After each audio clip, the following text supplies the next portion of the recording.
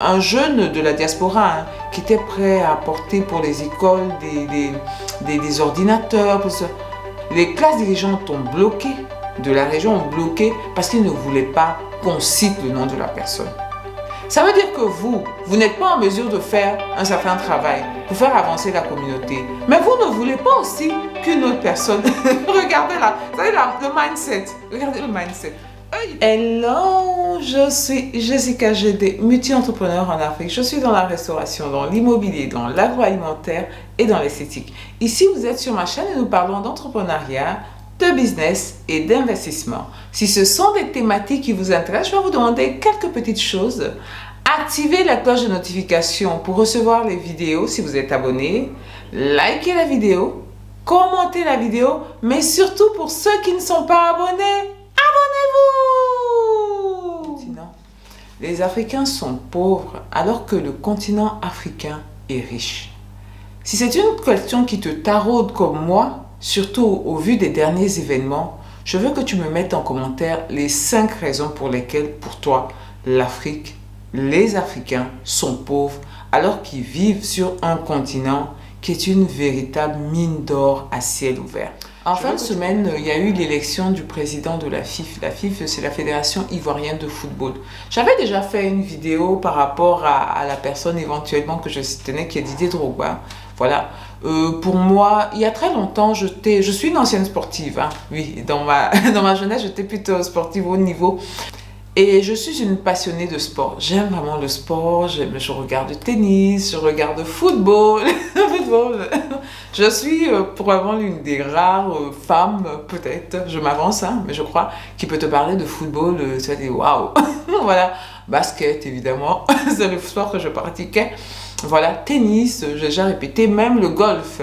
Les courses automobiles, tout ça, j'aime bien, j'aime le sport en général parce que le sport pour moi, il y a beaucoup de qualités par rapport au sport qu'on peut retrouver dans un bon exercice de l'entrepreneuriat. Voilà, il y a le fait de ne pas abandonner, le fait de fournir des efforts, le fait d'être collectif, le fait de se battre contre soi-même.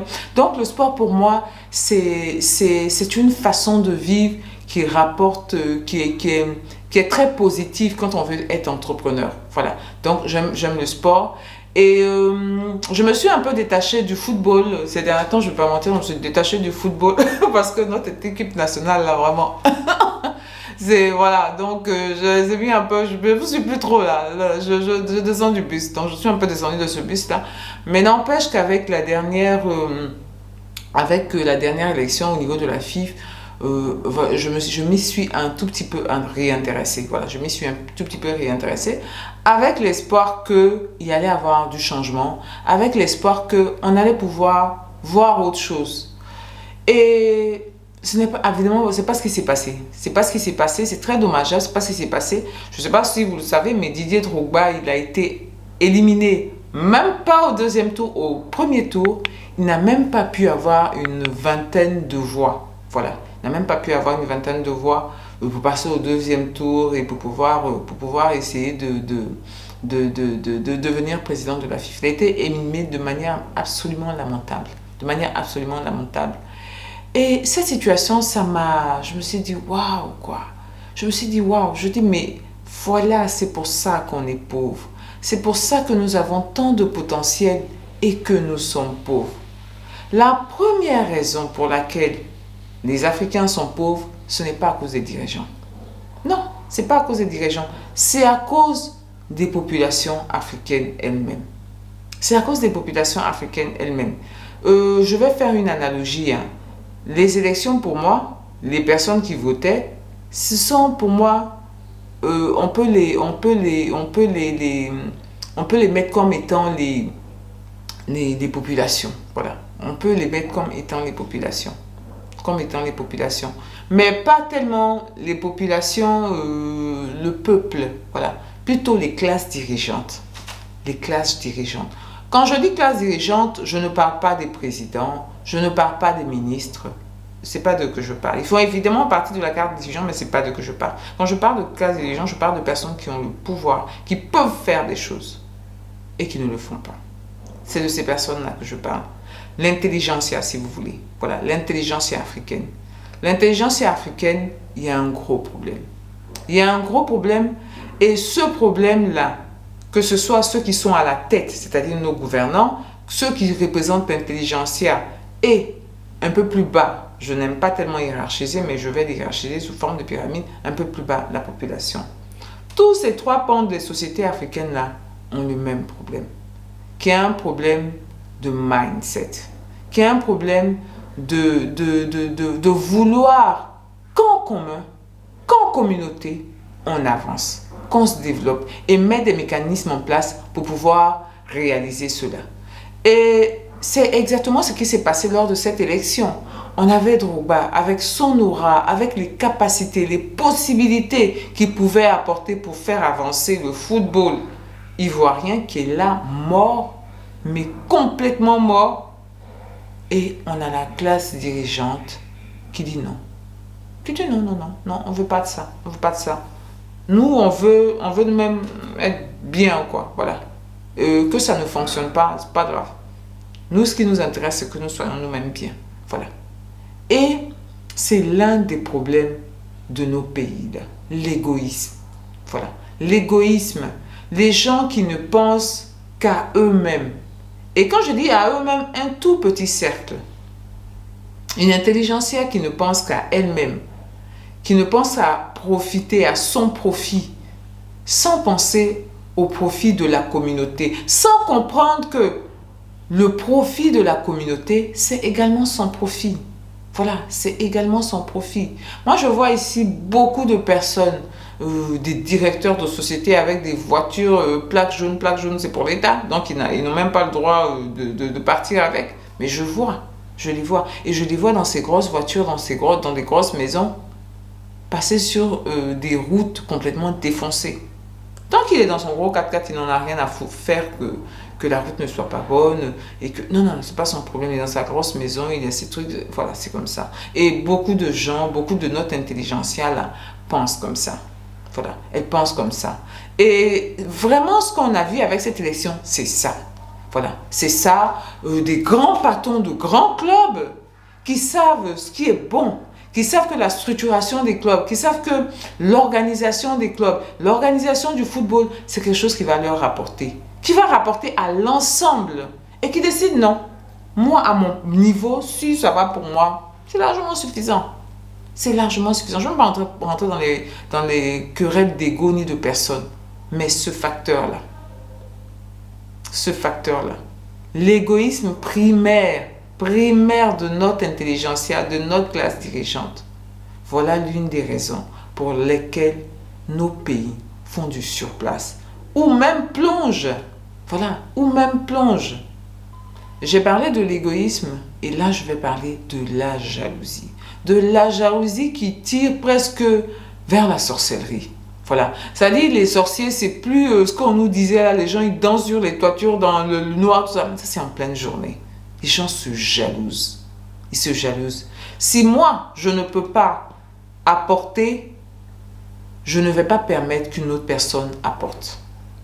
Et ça, c'est des trucs qu'on voit beaucoup dans les régions. Moi, par exemple, dans ma région, il y a quelqu'un qui était prêt à... un jeune de la diaspora, hein, qui était prêt à apporter pour les écoles des ordinateurs. Les classes dirigeantes ont bloqué. Ont bloqué parce qu'ils ne voulaient pas... Ça, c'est pas maintenant, ça, il y a longtemps. Les classes dirigeantes ont bloqué, de la région ont bloqué parce qu'ils ne voulaient pas qu'on cite le nom de la personne. Ça veut dire que vous n'êtes pas en mesure de faire un certain travail pour faire avancer la communauté. Mais vous ne voulez pas aussi qu'une autre personne... Regardez là, vous savez le mindset. Regardez le mindset. Eux, ils ne peuvent pas le faire. Ils ne peuvent pas faire certains trucs pour faire avancer la communauté. Mais ils ne veulent pas que d'autres personnes aussi fassent ces trucs qu'ils ne peuvent pas faire pour faire avancer la communauté. Parce qu'on va parler en bien de ces personnes-là. Parce qu'on va citer ces personnes-là. Et on est à ça. Je veux dire, comment tu peux te développer avec des façons de fonctionner, de penser comme ça? Tu peux pas. Tu peux avoir 1 million de diamants à tes pieds. Tu peux avoir tout. Mais ta façon de fonctionner ne peut pas t'emmener à avancer. Ne peut pas t'emmener à te développer. Et notre intelligentsia, là, nos classes dirigeantes, là, c'est ça. C'est ça. L'orgueil, la jalousie. La jalousie, mais c'est-à-dire si après moi le déluge, voilà, c'est ça. Après moi le déluge, mais pendant moi aussi le déluge. Voilà, pendant moi aussi le déluge. C'est-à-dire que tu n'apportes rien de bon et tu ne permets à personne d'apporter une amélioration. Voilà. C'est dans ce truc-là, on est. Et je suis désolée, avec des comportements comme ça, on ne peut pas avancer. Voilà. Je parle là d'avancement immédiat, hein. Voilà. Avancement à court terme. Parce que moi, comme je dis, je ne suis pas afro-pessimiste. Je suis afro-optimiste. J'ai la vision, j'ai l'intuition. Je parle d'intuition parce que ce n'est pas basé sur des données. Voilà. C'est vraiment mon moi interne qui pense ça. Qui pense que nos petits frères, nos enfants, nos petits-enfants, ça ne va pas être comme ça. Mais ce que je décris là, c'est la situation actuelle. Voilà, c'est la situation actuelle qui est déplorable. Avec des classes dirigeantes. Je dis toujours, pas supérieure, pas la tête. Hein. Je ne vais pas à la tête même. La tête là même, j'ai mis ça, j'ai jeté il y a longtemps. Je parle de ceux qui sont entre la population et la tête. Et qui ont des façons de fonctionner, des façons de réfléchir. Terrible, terrible, terrible. Terrible, terrible. Comment pouvons-nous nous développer avec ce genre de comportement? La troisième raison pour laquelle nos pays ne peuvent pas avancer, malgré tout le potentiel, que ce soit au niveau de la ressource humaine, que ce soit au niveau des matières premières, que ce soit au niveau de l'intelligence, parce que les gens ne le perçoivent pas, mais les Africains sont très, très, très intelligents. C'est-à-dire quand tu travailles avec des gens, ils n'ont pas de connaissances et tu vois ce qu'ils réalisent, tu sens que le cerveau, peut-être même ils n'ont pas conscience, mais le cerveau, il travaille de manière incroyable. Voilà. Donc, on a tout ça et on n'avance pas. On n'avance pas parce que je suis toujours avec les classes dirigeantes, hein, que je dis classes intermédiaires. On n'avance pas parce que, d'une part, ces classes-là ont décidé que le travail n'était plus une bonne valeur. Oui, tout le monde veut le gain facile. Tout le monde veut l'argent facile. Et ces classes-là, cette intelligentsia-là, est à fond dans ce nouveau concept terrible-là. Le gain facile, l'argent facile. Et pourquoi Drogba n'a pas distribué son argent? Pourquoi Drogba ne les a pas appelés pour leur donner? Comme si ces gens-là n'avaient pas de sous déjà. Comme si ces gens-là n'avaient pas déjà pris plein de choses déjà. Mais ils en veulent toujours plus. Ils veulent toujours qu'on les appelle, qu'on leur donne. Le travail, ce n'est pas une bonne valeur. Et ça, cette notion-là, s'est propagée dans tous les pans de la société. Tous les pans de la société. Je veux dire, en principe, les corps intermédiaires devraient pouvoir faire barrage. Corps intermédiaire. Les corps, cette intelligentsia-là, voilà, ces classes dirigeantes-là, devraient faire barrage. Expliquer que le travail, ce sont de bonnes notions. Mais non. On n'explique pas ça. On ne vit pas ça. Au contraire, on pique dans la caisse. Au contraire, on ne travaille pas assez et on veut des résultats. Et on veut de l'argent. Voilà. Voilà un autre problème.